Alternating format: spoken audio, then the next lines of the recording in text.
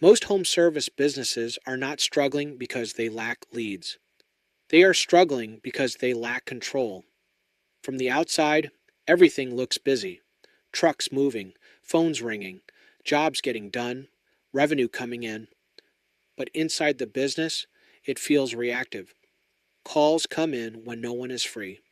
Estimates sit longer than they should. Follow up depends on memory. Someone forgets. Something slips. And growth feels heavier instead of easier. Here is the uncomfortable truth. If your business slows down when you step away for 2 days, you do not have a growth problem. You have a structure problem. Phase 1 was about identifying leaks, missed calls, broken follow-up, weak layers. Phase 2 is about control, because busy is not the same thing as scalable. Let me describe something that most owners will not say out loud. The business is growing, but it does not feel lighter. It feels heavier. More calls, more messages, more decisions, more pressure. You hire someone. It helps a little, but now you have more coordination, more oversight, more things that depend on you. Growth was supposed to create freedom. Instead, it creates complexity. You cannot fully unplug. You cannot ignore your phone. You cannot stop checking in. Because deep down, you are not sure what would break if you did. That is not a motivation problem. That is not a leadership flaw. That is a structure gap. And structure gaps do not show up in quiet seasons. They show up when volume increases. Growth is not a reward. It is a stress test. And if your systems are not installed before the stress, they get exposed during it. That is where most businesses stall. Not because they stop trying, but because they never transition from effort to structure. There is a moment every serious business owner reaches. You realize working harder is not the answer anymore. You can outwork competitors. You can out-hustle. You can stay later. But you cannot out-hustle structural weakness. At some point, you stop asking, how do I get more done? And you start asking, how do I build something that runs correctly without constant supervision? That is the operator shift. You move from doing the work to designing the system that governs the work. You stop reacting to whatever shows up that day. You start controlling how things move before they show up. That is when growth changes. It stops feeling chaotic.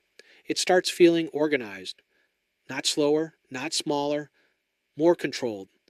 The businesses that scale long term are not the busiest. They are the most structured. And structure is not visible from the outside, but it changes everything on the inside. Structural weakness does not look dramatic. It looks small. A missed call here, a late follow-up there, an estimate that was supposed to be handled. No one feels it immediately, but it compounds. Let me give you an example. You get 10 inbound opportunities this week. 2 are missed entirely. 3 are followed up late. 1 gets a rushed estimate. On paper, you are still busy. But you did not lose 10 jobs. You lost the margin inside those 10. Structural weakness is invisible revenue leakage. It is not obvious like a bad employee. It is not obvious like a bad market. It hides inside inconsistency. If response time varies from lead to lead, that is structure. If follow-up depends on memory, that is structure. If visibility into your pipeline requires asking 3 people, that is structure. You can grow for a while with structural weakness. But once volume increases, it gets exposed. And that is where chaos begins. Control does not mean doing everything yourself. It means nothing depends on someone remembering. When a call comes in, it is acknowledged immediately.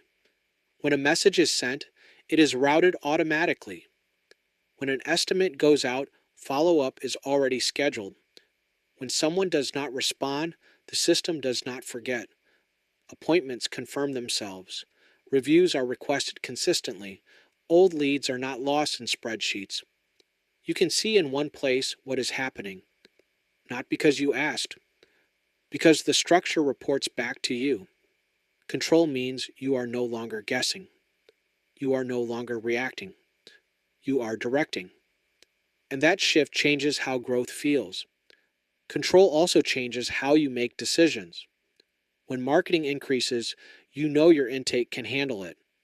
When you hire, you are plugging people into structure, not creating structure around them. When revenue dips, you can see why. When revenue spikes, you can handle it. Because the system absorbs pressure, that is the part most owners never experience. Growth without systems puts pressure on people. Growth with systems puts pressure on structure. And structure does not burn out. People do. Control protects your team. It protects your customers. And it protects you from becoming the bottleneck. At some point, every growing business faces this choice. Stay reactive and keep managing chaos, or build structure before chaos manages you. Most businesses wait too long. They wait until stress forces change. They wait until something breaks. They wait until growth slows. Leaders move earlier. They strengthen structure while momentum is still strong. Because structure is easier to install when things are stable than when things are collapsing. If growth currently feels heavy, that is not a warning sign of failure. It is a signal that effort is no longer enough. In the next video, we are going to break down the difference between a business that looks organized and one that is structurally organized. Because those two things are not the same. And understanding that difference changes everything.